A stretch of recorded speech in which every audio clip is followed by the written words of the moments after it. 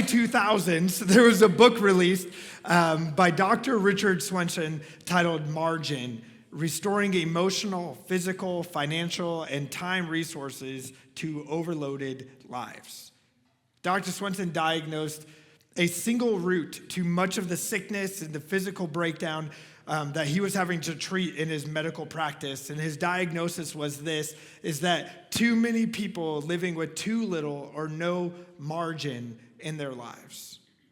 He went on to explain that explaining margin by talking about what it looks like with and without margin. Now, if you lived marginless, it's like being 30 minutes late to the doctor's office because you were 20 minutes late getting out of the bank, because you were 10 minutes late dropping off the kids at school because the car ran out of gas 2 blocks from the gas station and you forgot your wallet. Right? I'm sure that's never happened to you guys specifically, but some things close to it. Now, margin, on the other hand, looks like having breath left at the top of the staircase, money left at the end of a month, and sanity left at the end of adolescence.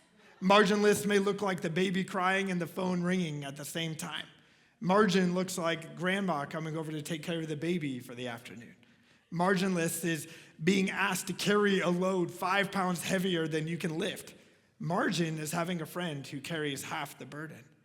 Marginless is not having enough time to finish the book you're reading about stress. Margin is having the time to read it twice. Think about this. If marginless living and the physical, mental, emotional, and financial toll that comes with it was a problem back in the mid-90s when this guy was doing research for this book, it is surely far, far worse today. Email and internet were just at the very beginnings at that time. Social media was maybe somebody's thought. Because what do we do today? Even if our lives have margin, we get on our phones and we fill all of our margin even more.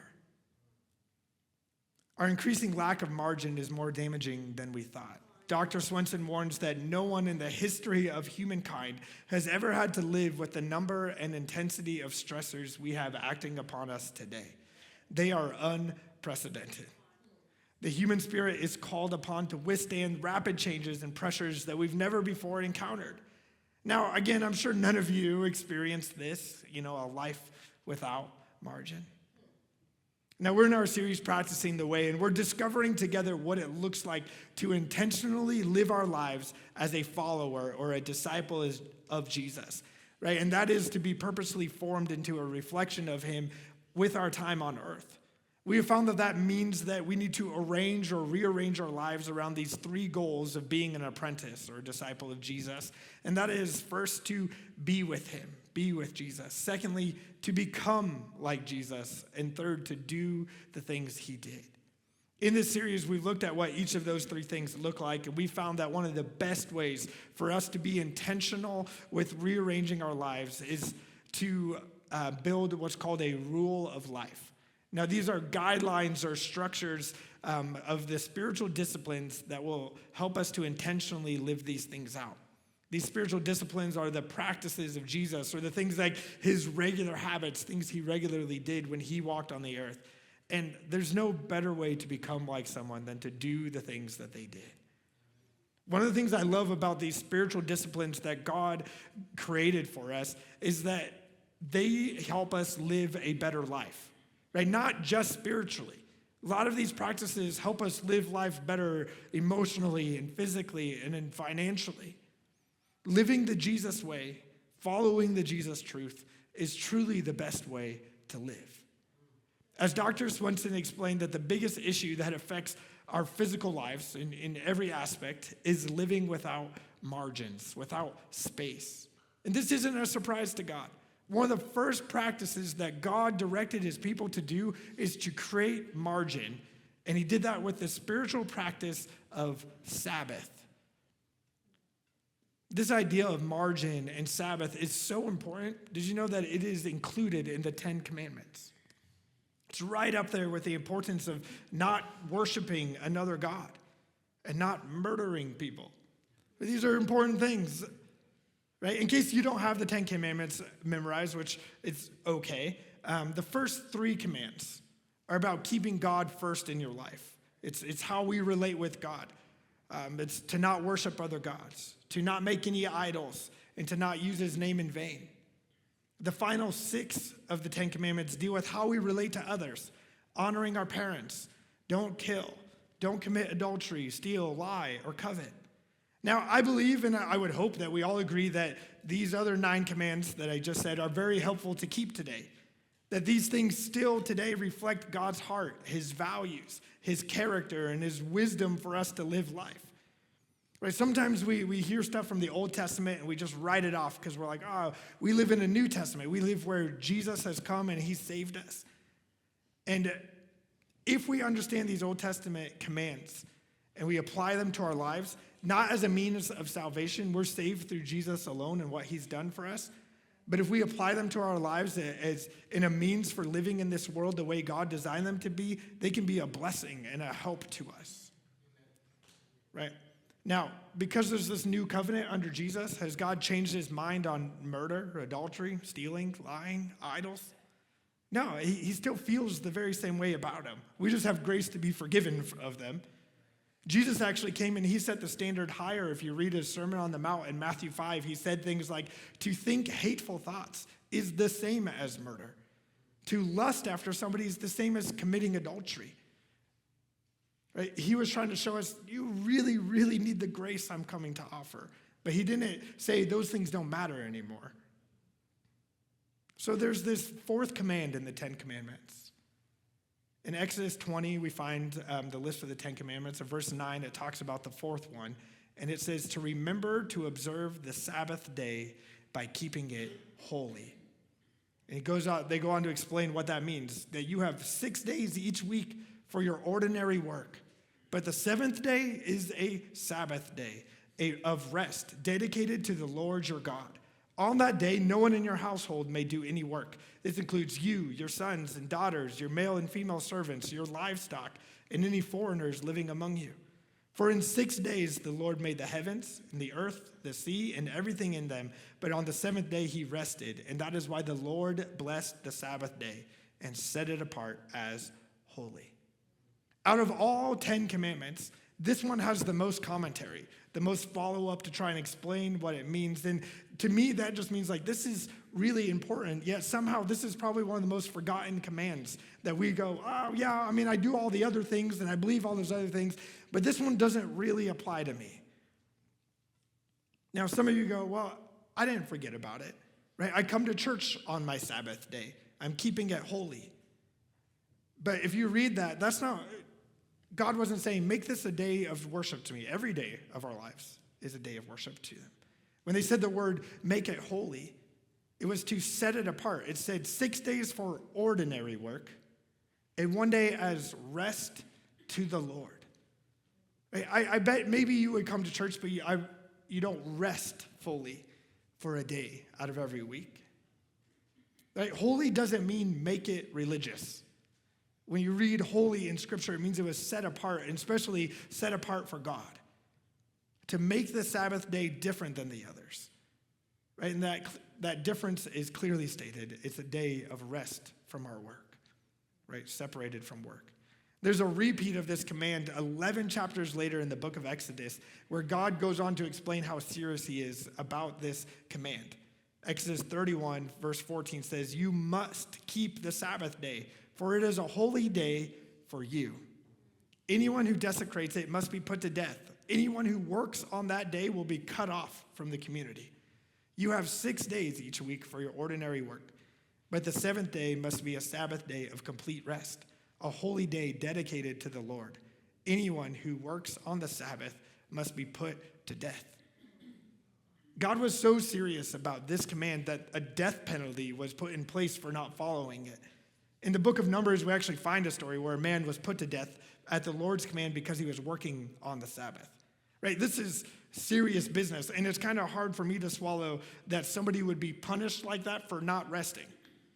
Right? We think the other way is like, somebody, that lazy guy over there, he deserves to be punished. It was the opposite. God's like, no, resting is so important that the death penalty would be placed. Now, we live in a new covenant. Again, Jesus died, he rose again, and we're forgiven by his sacrifice. And when God looks at us, he sees us through the sacrifice of his son. So we don't have to live in the fear of death penalty, because some of you are like, oh boy, I've not rested like that. This is not going to be good. But the reality is, guys, when you don't add your Sabbath to your life or create that margin in space, it's still going to lead you to death. That stress and overworking yourselves to death, that's a thing. Do you know in Japan they have a word for it called karoshi? In China they have a word for it called galausi. In Korean it's gwarosa. These are all terms that have been coined in the last decade that literally means they died from overworking or they worked themselves to death. We don't have it here in the U.S., a word for it. I can imagine it happens. So, often we look at the Old Testament stuff, we're like, did Jesus talk about these things in the New Testament? And he talked about Sabbath. And he had some interesting views on it that sometimes we miss because Jesus had a lot of encounters on the Sabbath. When you look through the Gospels and you read about his life, when we read through Mark, you would have seen it happen. And often the religious people caught him working. They were upset that he was doing stuff. And the things that Jesus did was heal people. Right? And they're like, you can't heal on the Sabbath. To which he responded in sarcastic ways like, well, if your animal fell in a well, you'd probably do the work to save that animal.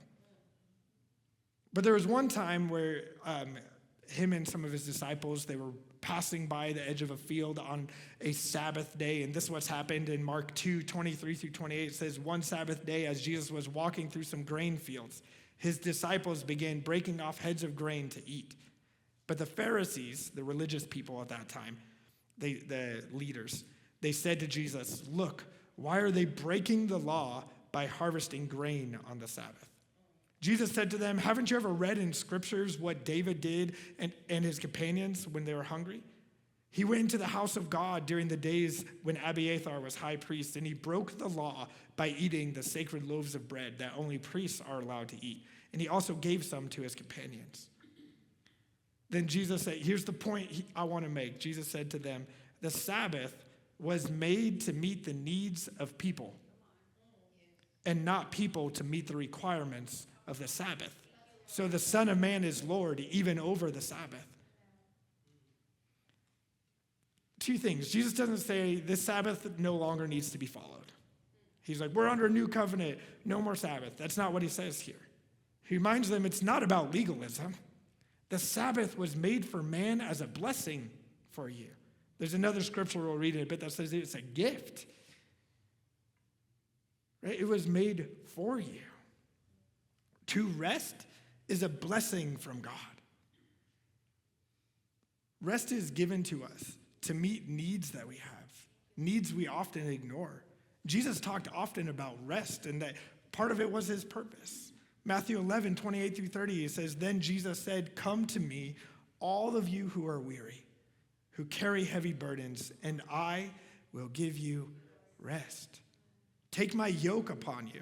Let me teach you, because I'm humble and gentle at heart, and you will find rest for your souls. For my yoke is easy to bear, and my burden I give you is light. Right? The things that Jesus asks for us is supposed to be a place of rest, of a light burden, not something that is this overbearing stress that we can't get through life with. Now, I believe Jesus can give us supernatural rest. But I believe he wants to give you rest the way he created you for, with a margin of Sabbath. Right? Because he says in there, take my yoke upon you and let me teach you. He's saying, take my teachings upon you. And his teachings were that Sabbath was made for you, so you can find rest.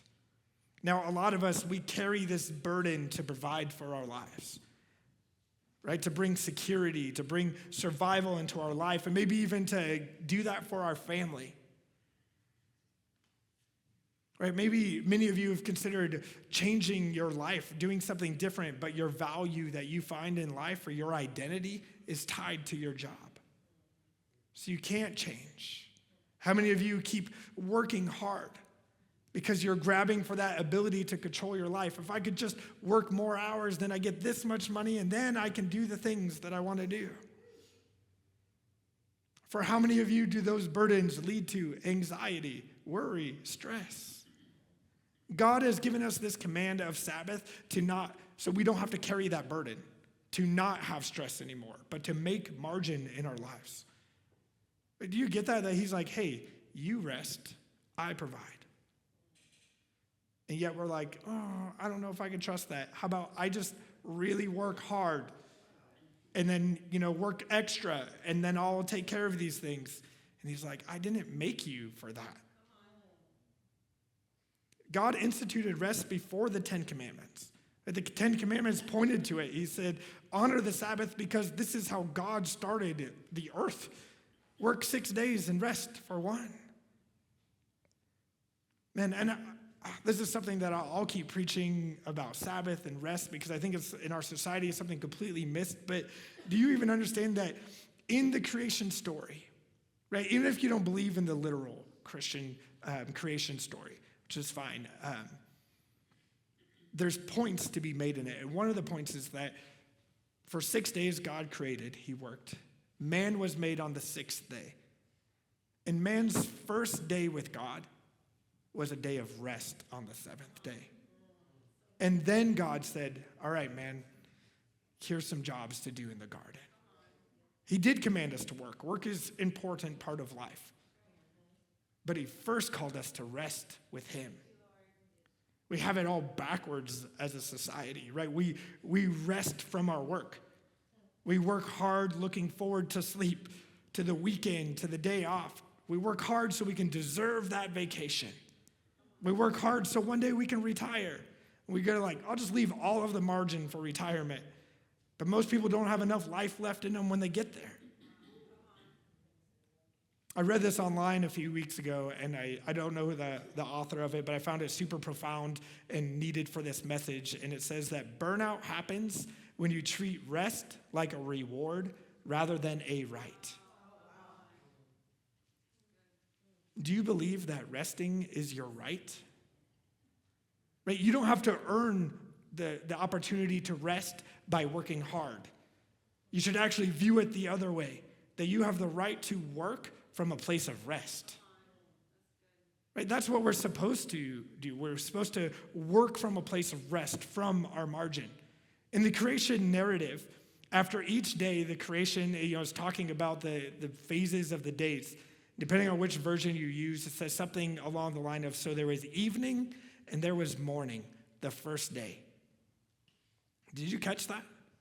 What makes the first day? Evening, night, then day. One day. What does that start with? An evening with your family, resting, enjoying that time, sleeping, and then work. Right, and that's actually how the Jewish view of a day still starts at dusk. Because that's how we were supposed to go, right? We rest and then work. Even the Sabbath in the Hebrew tradition is considered the seventh day of the week. But they view that as the beginning because they rest to work. But, for us, I don't think any of this matters, right? Who actually has time to rest? Many people have become proud of how busy they are.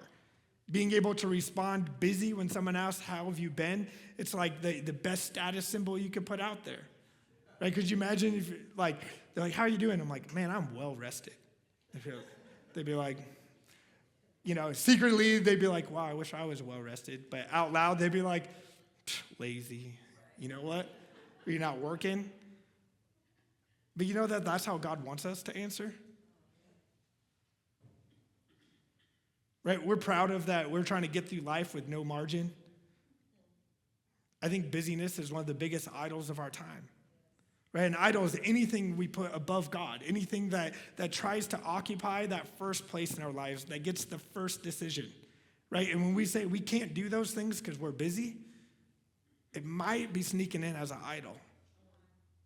The reality is when we turn to anything besides God to satisfy our needs, there's a chance it's becoming an idol. It's something getting in the place of God. Just like last week, how we talked about money and possessions, they can become our master if we start to put our trust in them, right? And we put our trust often in our ability to work hard, right? If I don't work, I won't be provided for.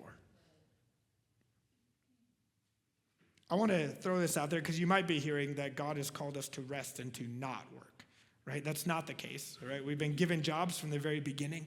Working is a part of life God called us to. He said, work 6 days and rest on one. That's the balance we're going for, right? And I'm not saying you have to work a 6-day job, right? Because maybe you work 4 days and 2 days of chores, or 5 days and a day of chores around the house and a day of rest, right? That's the balance, right? And God has issues with people who are lazy and don't work. There's many scriptures about that, but I don't feel like as a society we lean that way too much.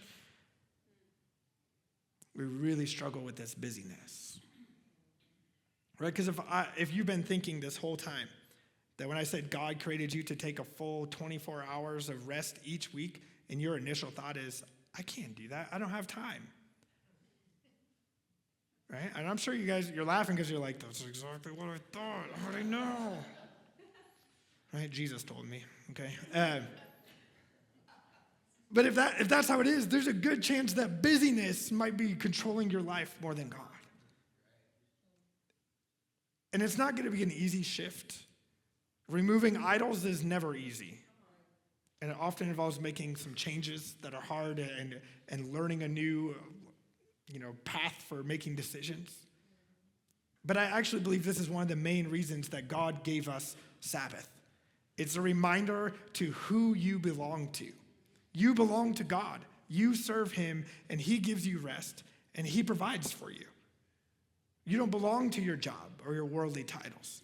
Right? This is a fight against the mainstream of life, to take a day and choose to do no work, because it fights against our core belief that we are in charge, that we provide for ourselves. And God's like, no, you need to be reminded that I'm in charge, and how I'm going to do that for you is give you a day of rest, and then I will provide. Right? We like to believe that our work makes the difference. Sabbath reminds us that God is in charge and he makes the difference. Right? We keep Sabbath not because it makes us more productive at work. We keep it to resist the idol of productivity. Right? We are more than we produce. Do you believe that? You are more than you produce. So let me give you 3 reasons to rest. A Sabbath gives God the opportunity to provide for us supernaturally. In Exodus 16, the Israelites, God's people, they had just been rescued out of slavery in Egypt and set free. And so they're wandering through a desert at this time, headed to the promised land that God has for them. And they're in a desert, so there's not a whole lot of food around. There isn't things for them to find easy. And so God began to provide food for them every morning. And this food was called manna. And what would happen is there'd be the morning dew that would happen, not the mountain dew, okay, the morning dew. And it would dry up, and it would be this type of bread that they would eat every day, and God supernaturally provided for them. But God did not provide manna on the Sabbath. He provided twice as much for them on Friday, because Saturday was their Sabbath, the day before. They would go out each morning, they would take their jars, and they would collect manna, and it was always just the right amount. No matter if they tried to collect extra or they only got a little bit, it was always perfectly satisfying for their needs. If they tried to gather too much and they tried to save it for a late night snack, they'd wake up and it would have spoiled. Man, I need something like that for my diets, But on Friday, the day before Sabbath, they'd go out and they would collect, and that night, it wouldn't spoil, so they had food for the next day. We shouldn't expect God's supernatural help of provision when we are working 7 days. If we ignore the Sabbath, you're not going to find a miraculous increase for that 7th day. But when we honor it, God provides enough to cover for us. And I know that's hard. It was hard for the Israelites, and they're literally waking up in the morning and there's just food for them. And God's like, you don't need to wake up early Saturday, all right? You can sleep in, and the Friday night food's going to be enough food for you. And it says this in Exodus 16, 27 through 29. Some of the people went out anyway on the 7th day, but they found no food. How many of you go, I could probably squeeze in a few extra hours, and you get there and you don't accomplish anything? That money that you made all went to taxes anyways, and right? You put in all this extra work and you don't see it come back, because God's blessing is that you would rest and he'll provide the extra. It says, the Lord asked Moses, how long will these people refuse to obey my commands and instructions? They must realize that the Sabbath is the Lord's gift to you. Man, a day of rest is a gift to you. That you rest, he provides. Why would you ignore that gift? Okay. Hypothetically, okay, I've not gotten the board approval for this, okay? So as the church, if we told you, hey, take a day off every week and we'll provide for your day off. And we're just like, yeah, we can do that. Just sign up here, tell me how much you need. You take that day off, we'll provide for you. It's a gift from us. Tell me you guys wouldn't take that. Right? I try to take it every week. I'm like, nobody would pass up that offer. And this is what God's literally saying to you. Take a day of rest, I will provide. It's my gift to you. And we're like, I don't need your gift, God. I will work instead. And I will complain about it. And God's like, I don't even want to give you rest. I just want to stop hearing you complain, right? How many of you guys have heard of this small restaurant chain, Chick-fil-A? Right? Do you know that the founder, Truett Cathy, he's a Christian. You guys probably know they hold to Christian beliefs and stuff. But he made the decision from the very beginning that they would stay closed on Sundays. Because he worked at a mini 7-day, all week, 24-hour restaurants. And he was like, this is exhausting. I don't want to put that on my employees. And I believe that God's called us to rest. And so he gives Sundays off. So now you're going to be like craving Chick-fil-A and you can't get it. I'm sorry. But, right, so that his employees can rest and they can attend church. And this is something still upheld today. This should be an obvious disadvantage compared to the other fast food restaurants in the market, right? They're closed for 1/7 of the time compared to everybody else. 52 days a year that they're not open. Yet, they are a major dominating restaurant in the fast food market. I think number 3 in overall, like if they take every stat in, number 3. Number 1 in customer experience. Number 1 in most revenue per location than any other fast food restaurant. Despite being closed 1 day a week more, and many of them are 24-hour restaurants they're competing with, and they're still beating them. Did you know that they brought in more money than all the other major chicken-based fast food restaurants combined in 2022? This was the most recent stat I had. And even this is crazier. If you took all of those other chicken restaurants and put them together, they had 7,000 more locations. On top of that, Chick-fil-A gives away more money than most restaurants to charities. Trust God, and he will take care of you, right? He will make your Sabbath blessed. Do you know that there's Chick-fil-A's in many of the sports arenas that mostly have big events on Sundays? And when they were opening up one in New York, one of the arenas there, I don't remember which one, but they were like, you're still going to be closed on Sunday? That's like when everything happens. And they're like, yeah, we'll be fine. Crazy, right? Secondly, God wants us to be refreshed. Right? If we look back at Exodus 31, verse 16, it says, the people of Israel must keep the Sabbath day by observing it from generation to generation. This is a covenant obligation for all time.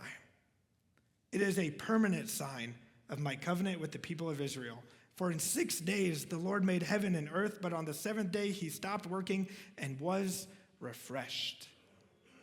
This is a permanent sign that God's people would only need to work 6 days and they get a day of rest, yet they'll be more prosperous due to their faith in him, and they will also be refreshed. That word refreshed in the original Hebrew is literally just the word that they would use to say they breathe in. Man, when we think of creation, it happened because God breathed out. It says he spoke everything into existence. He spoke it out. And then, he formed man out of dirt on that last day. And then it says that he breathed life into him. But on the 7th day, he breathed in. Sabbath is supposed to be the day you breathe in, right? You're not working. You're taking a breather. God wants you to be refreshed for the work that he's bringing up to you in the future. Right? Science shows that we are more effective and efficient when we have proper rest. Can you believe what faith, not only does it take but it actually shows to others, even when there's work still left to do, that you can sit back, enjoy a day with God, and be refreshed.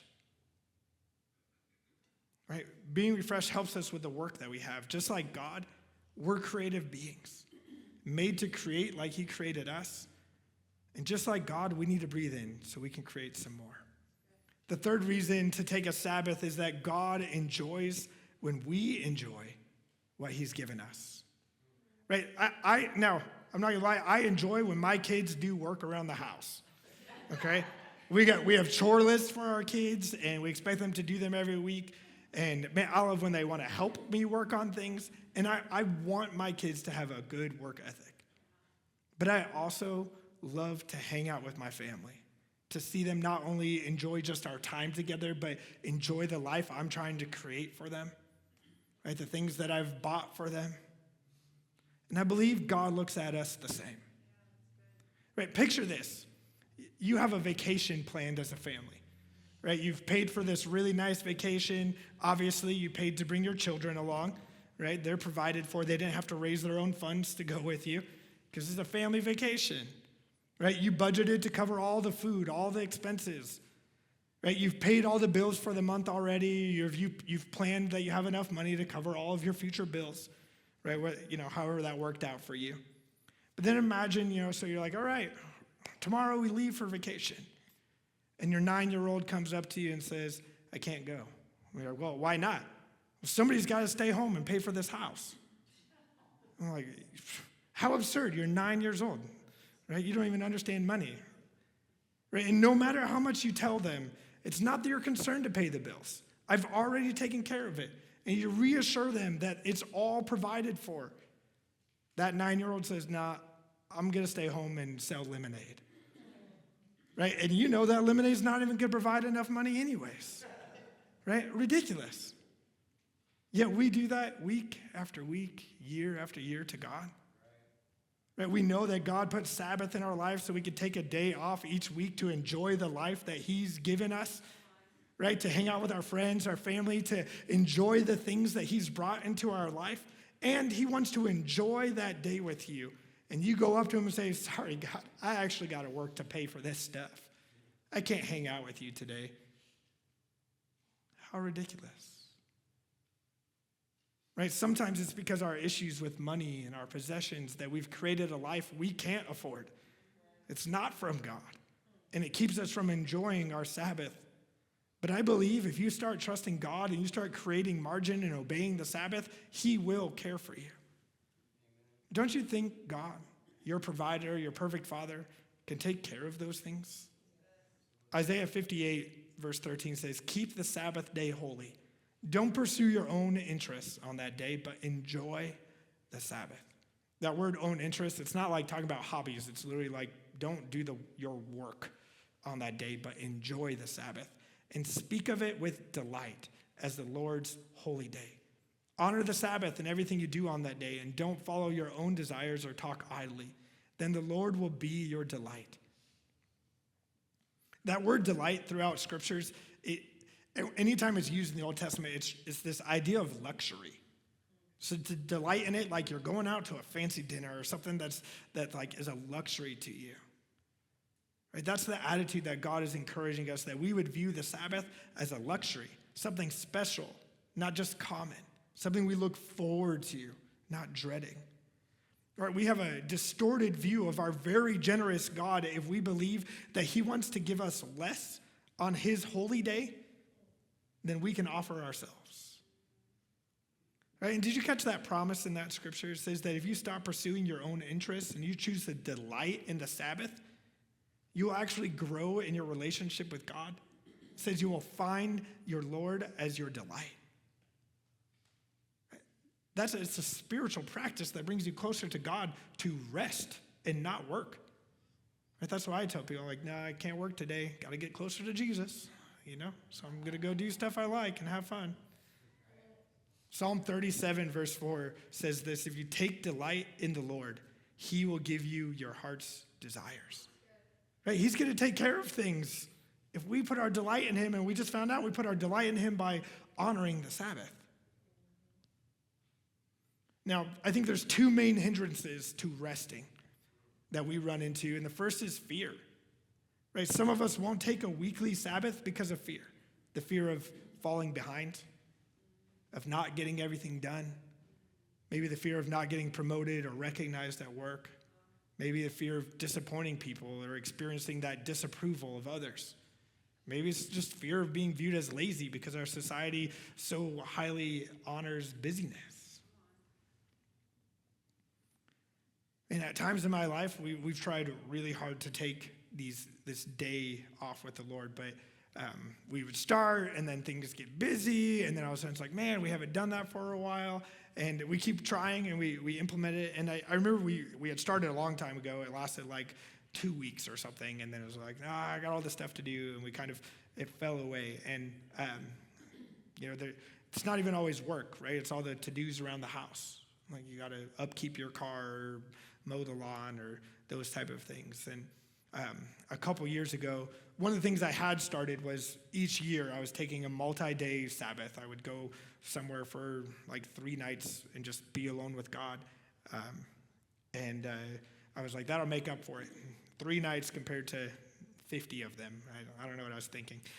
But during that time, I just like clearly spoke with God telling me, you need to go home and take a weekly Sabbath. You're not doing these things. You complained about being overworked and tired and stressed, and you don't want to burn out. I've given you this thing, and you're not doing it. And so I went home to talk to Victoria about it, and I wasn't having it. I was like, this is what God's saying. It's impossible. Whatever. And so we talked about it. We talked about it for a few weeks before we actually decided to do something. And we had always done, when we had tried before, we always like, well, the whole Saturday, wake up till we go to bed type of thing. And something I had read about Sabbath talked about this idea of the day starts in the evening. So we started doing Friday night, Friday evening until Saturday evening. And so this was, we had been here at the church for like 7 months. I remember looking at my to-do list of things that needed to be done around the church and around my house and our personal life. And I had like nearly 300 items on that list. And I was like, God, I can't take a day off. You see how much stuff I have all my days on right now, and more things are going on this list than things are coming off. And just really struggling with it. And we also decided that, we really need to create some margin when it comes to social media and technology and stuff. So we decided on our 24 hours of Sabbathing that we'd also break from screens the best that we could. And now, like I said, I had this giant to-do list, and going home and saying, I'm not going to work for the next 24 hours and trust that God will handle these to-do list things was so hard. Now, we're 2 years from now, and my to-do list is like 400 items. No, it's way down. There's multiple times that I'm like, how did I get all these things done? That I've looked at my to-do list on a Monday. I'm like, there's no way I'll have this done by the end of this week. And things just get taken off the list, or things are getting fixed, or people are showing up, or things just, it doesn't matter to me as much to be like, there's probably time next week. God will figure it out. Because that rest day has become so important to me. It's changed my life. I feel like that now that I'm working from a place of rest, I don't feel burned out. I don't feel like I'm getting to the very edge of things as easily. There's weeks where it gets me really close, but then I get to go enjoy time with the way that God's created me to enjoy time, and it is changing things. And God is doing a really, really good work here at this church, somehow way better than when I was trying to put all of my time into it. He's shown up and he does more. It's a crazy thing. Right? You could talk to Pastor Mason about it. It's something that we decided like a year and a half ago that we were going to protect each other's day off. And so we don't bug each other too much on those days. I mean, we bug each other, just not with work stuff. But man, that fear for me of not accomplishing everything or seeing the church fail or something because I'm not putting enough of my effort into it is a big holdup for me. But God has shown me faithfully that he can do so much more than my effort that I can try and put in. Now, one of the other issues we battle is pride. Embracing rest of the Sabbath requires both a recognition that we are dependent on God and also the willingness to be dependent on him. And when we're prideful, we can't accomplish either of those. We can't say we're dependent, and there's no way we'll be willing to be dependent on somebody else when we're full of pride because we want it for ourselves. Right? There's something naturally in us as humans that wants to say, look at me and look what I've done. Right? We want the glory. But God has created life best when he gets the glory. Right? And when you can't have pride in Sabbath. Because Sabbath says God gets the glory, because all of a sudden now he's doing so much more when we're doing less. But do you know that God created that so that unbelievers would look at your life and say, this person's relationship with God looks so good on them. They're happy, they're at peace, they're rested, they're blessed. Every place they go, they make it better because God's with them. That God they belong to must be good, and I want to know him too. But often they look at us Christians and they're like, that guy's just as stressed, if not more stressed than I am. This is why God made such a big deal about Sabbath in the Old Testament. It's why it's in the 10 Commandments, right? It was to serve as a sign, right? And the sign is this reminder for them that, right, that they were not the providers for themselves, that God rescued them out, that God gave them manna, that God was going to do all these things for them. And this weekly Sabbath rest is supposed to be a regular reminder for us that we're in a relationship that's dependent on God. Right, that we belong to him, that he's the provider, the caretaker. It's not our wisdom, our strength, or our ability. And it's also supposed to be a sign for unbelievers. Right, those 10 Commandments were to say, this is how I want the people of God to look different than the world around them. Right, all the other communities around them had multiple gods. They had idols. They used their name in vain. They were lying and coveting and murderous and adulterous societies. And they were also stressed and burnt out, because they tried to do everything alone, and God said, I want my people to look different so that people can see how good I am. And when we try to do everything for ourselves, we steal that glory from God. And that's pride. So how do we Sabbath? Right, you set aside a day each week to not work. It doesn't need to be a Saturday or a Sunday, but it can be, whatever works for you. Just find that space in your schedule. I believe you should aim for a 24-hour period. Like I said, I found it easier to start on an evening and go to the next evening. We usually kind of when we start making dinner, that's when it starts. And then until we are going to eat dinner the next day. That's kind of our time period. And why I like it split up like that, because stuff does come up. Right? And that way I can still do my 24 hours and accomplish the things that maybe come up. And I don't feel like, when you set a whole Saturday day, maybe you have something that needs to be done that day, and it kind of tears at your heart to have to make those decisions. The author Stephen Covey, who wrote the 7 Habits of Highly Effectual People, he said the key is not to prioritize what's on your schedule, but to schedule your priorities. Right? So I believe it starts here. Say, I'm going to do these 24 hours, and then you put it on your calendar, and you mark it as busy. Right? You're busy, and when someone's like, I thought you were trying to be not busy. You're like, yeah, well, I'm busy doing nothing that day with God. Right? And when people are like, well, so you can do something for that day? And you're like, no, I told you, I'm busy doing nothing. Right? And that's okay.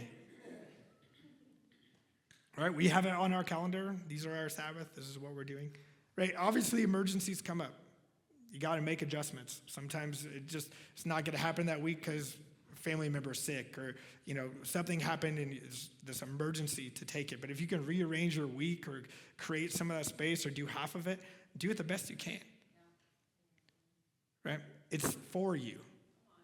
Right? Your Sabbath should not be the day you try and catch up on all your to-do list things around the house. That is work. Right? We try and clean up our house beforehand, or so it doesn't bother us and we don't end up working. It's really easy for me to just choose to not mow the lawn, so I do that often. Right? Really rest on that day. The Sabbath was made for you.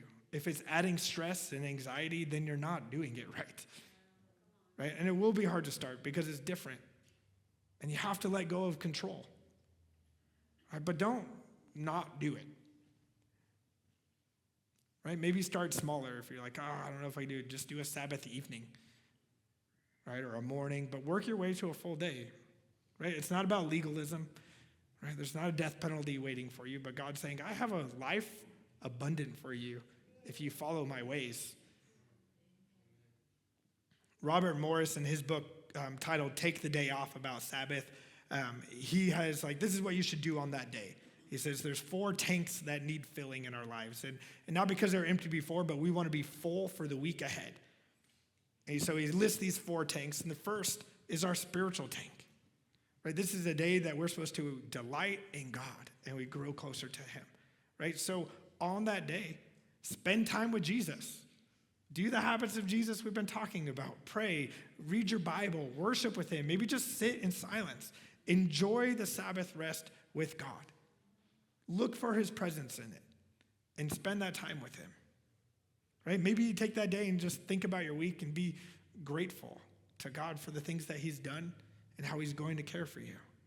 Second is your physical tank. Often when somebody mentions being tired or man, I just feel exhausted, we generally assume that they're referring to their physical body because this is usually the thing that we feel the most. Now, often our other tanks were empty beforehand, and that's what drains our physical tank. And so we have to take care of that. In Dr. Sandra Dalton Smith, she has a book called Sacred Rest, and she says, none of us are at our best when we're depleted. Our bodies cannot fully function when they are in constant fight for excellence, high performance, maximum effectiveness, and optimal capacity. The effects of the fight will ultimately be known. It's time to transition from our daily hustle to the daily hush. And in the hush, tension releases and recovery begins. So which activities cause you to feel energized? What habits create a sense of calm and relaxation? Make an effort to find out what restores you. Right? This varies for everyone. If your job is maybe really labor intensive, on your Sabbath, you may just want to nap and sleep in. Or maybe your job requires you to be kind of in a locked up cubicle, right? And you just need to get out and soak up some sun and some fresh air so you go for a walk or for a hike. Maybe you enjoy woodworking or quilting or biking or maybe porch sitting. I heard about that this morning, right? Maybe it's gardening or baking, right? Find the things that fill you up that doesn't drain you to do. Right? Victoria and I are very opposite here, and we have to make space in our stuff for this because she's gets restored by cuddling on the couch or just taking a nap and things, and I want to go be outside with other people. That's what energizes me. And so we have to make space for that in our lives. Third is your emotional tank. Right? Be around people that fill your tank. Right? There's a chance that might be no people. Right? If you're a really introverted person, wow. If you're a really introverted person and you've had a really busy, people-filled week, maybe that's what you're needed for that day is to avoid people, right? Try to avoid those relationships that drain you on your Sabbath, right? Besides family, you should probably, you can make those decisions. But even then, take some space if you need it. The Sabbath is a day of celebration. It's supposed to be this thing where you're enjoying the things that God has given you. Right? And so maybe throw a gathering of friends and have people over or meet at a park and hang out. Right? That's okay too. These are things that fill your heart, this emotional tank. There's things that fill you there. So if you love creative things like art or music or books, right, this is where that applies, and you need to find space for that too. And you're not going to be able to do all of these things every Sabbath. That's why you have one a week. Okay? Try different things. Ask the Holy Spirit to lead you to the right things.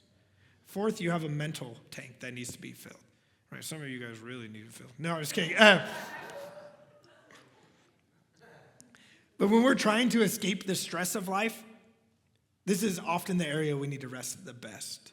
Right? That our mental feelings of overwhelm and stress is here, this mental tank, usually from being depleted. So avoid things that stress you out on your Sabbath. Don't go this would be a good day to sit down and do my budget.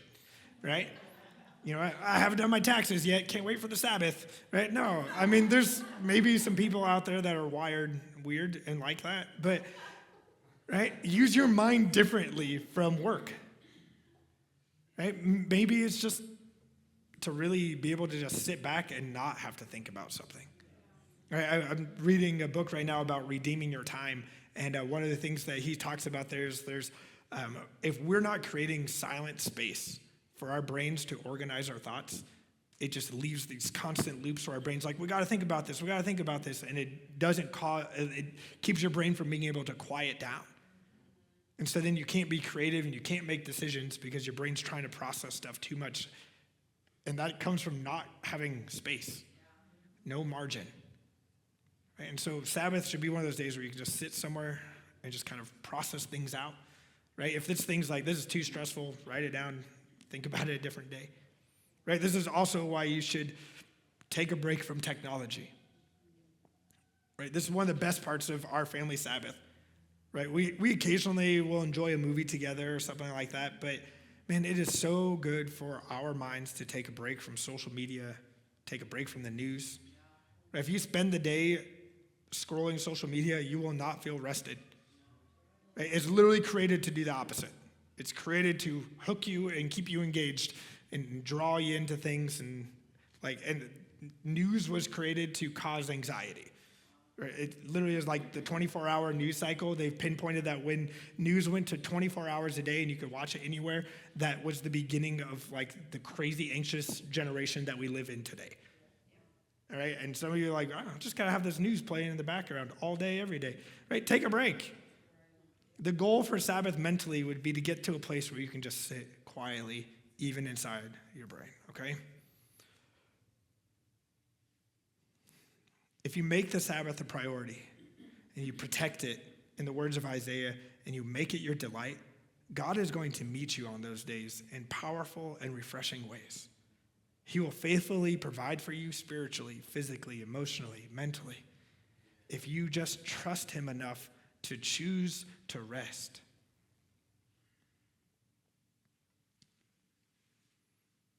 We've been talking about our rule of life, right? And we're writing, like putting down purposeful, intentional things that we will do so that we can be formed into the likeness of Jesus.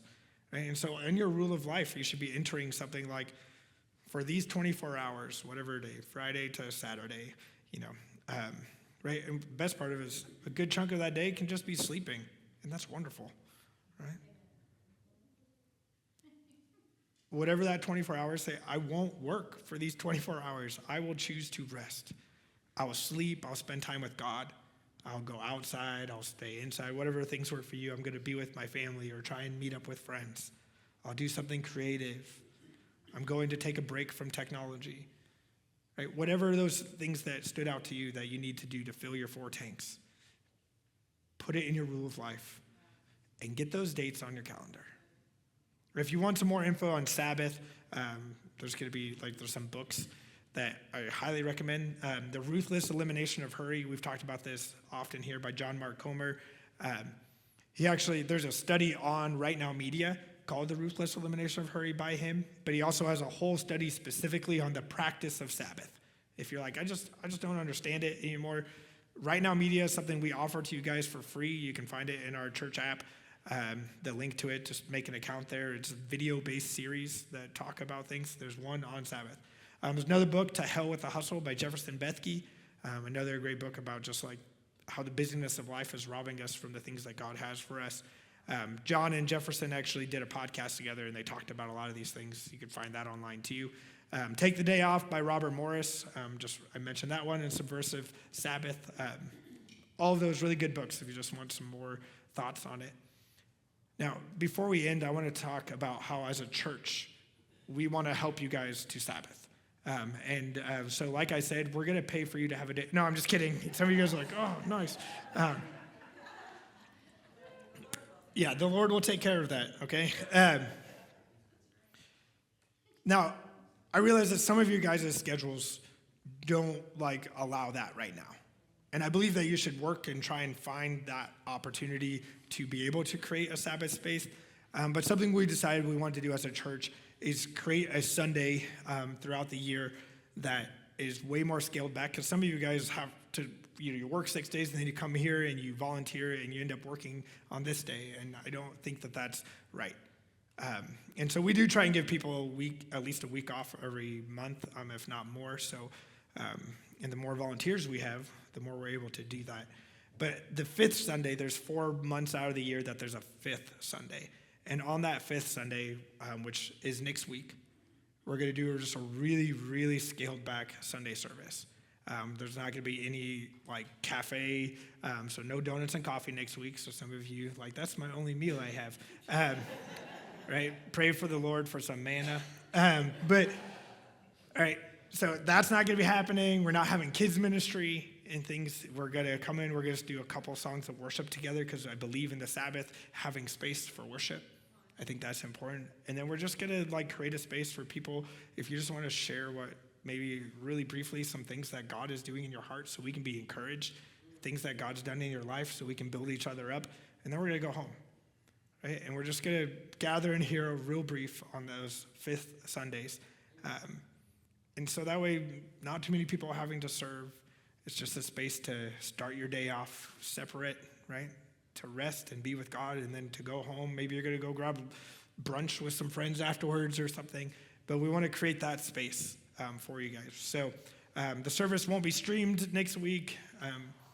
Right, but we want you guys to be able to embrace this fully, and I know that sometimes church seems to be in the way of that, and so we want to create that space when we can. So today as I close, my prayer is actually going to be one of the Psalms, which is a song that was written to be prayed and sang on the Sabbath day. So if everyone wants to close your eyes while I read. This is Psalm 92. It says, "It is good to give thanks to the Lord, to sing praises to the Most High. It is good to proclaim your unfailing love in the morning and your faithfulness in the evening, accompanied by a 10-stringed instrument, a harp, and the melody of a lyre. You thrill me, Lord, with all you have done for me.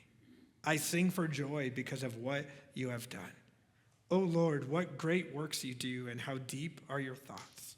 Only a simpleton would not know, and only a fool would not understand this. Though the wicked sprout like weeds and evildoers flourish, they will be destroyed forever. But you, O Lord, will be exalted forever. Your enemies, Lord, will surely perish. All evildoers will be scattered. But you have made me as strong as a wild ox. You have anointed me with the finest oil. My eyes have seen the downfall of my enemies. My ears have heard the defeat of my wicked opponents. But the godly will flourish like palm trees and grow strong like the cedars of Lebanon. For they are transplanted to the Lord's own house. They flourish in the courts of our God. Even in old age, they will still produce fruit. They will remain vital and green, and they will declare, the Lord is just. He is my rock, and there is no evil in him." God, thank you for this invitation to rest. God, give us the self-control and the willingness to do so, to choose to rest and to follow through with it, God, that we may see your hand move and that we may be refreshed and that we take delight in you. In Jesus' name, amen. All right, we'll see you next week for Sabbath Sunday. Go and rest.